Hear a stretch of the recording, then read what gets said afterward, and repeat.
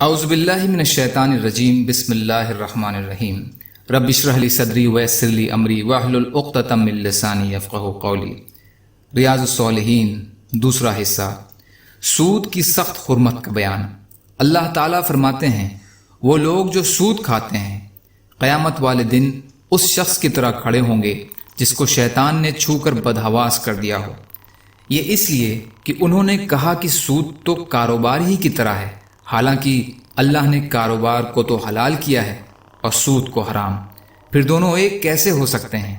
تو جس کے پاس اس کے رب کی طرف سے نصیحت آئی اور وہ سود خوری سے باز آ گیا تو اسی کے لیے ہے جو زمانہ جاہلیت میں پہلے لے چکا، اور اس کا معاملہ اللہ کے سپرد ہے۔ اور جو اس حکم کے باوجود دوبارہ سودی معاملہ کرے گا تو یہی لوگ ہیں دوزخ والے، جس میں وہ ہمیشہ رہیں گے۔ اللہ تعالیٰ سود کو مٹاتا ہے اور صدقوں کو بڑھاتا ہے، اللہ کے اس قول تک کہ اے ایمان والوں اللہ سے ڈرو اور پچھلا سود چھوڑ دو اگر تم مومن ہو۔ سورہ بقرہ آیت 275 سے 278 کا ترجمہ۔ اس سے متعلق صحیح میں بکثرت حدیثیں ہیں اور مشہور ہیں۔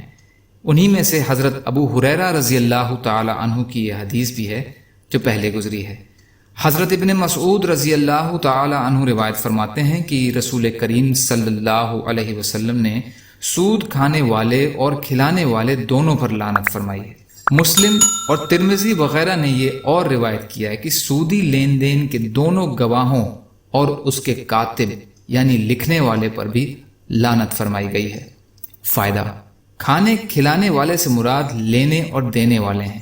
اس حدیث سے سود کی سخت حرمت واضح ہے کہ لینے اور دینے والے کے علاوہ اس کے گواہوں اور لکھنے والوں پر بھی لعنت فرمائی گئی ہے۔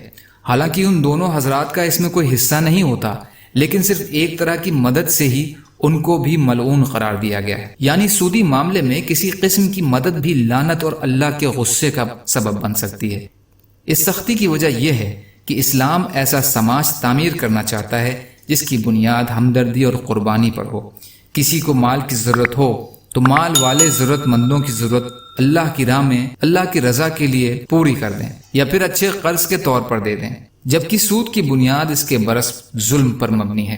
اس میں مال والے کسی ضرورت مند سے اللہ کی رضا کے لیے مدد پر آمادہ نہیں ہوتے، انہیں صرف اپنے ہتوں سے غرض ہوتی ہے۔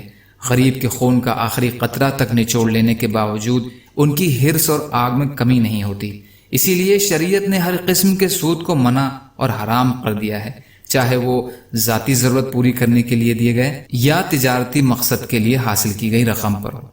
حدیث کا باقی خلاصہ انشاءاللہ کل کے ریکارڈنگ میں۔ اللہ تعالی ہم سب کو کہنے سننے سے زیادہ عمل کی توفیق عطا فرمائے۔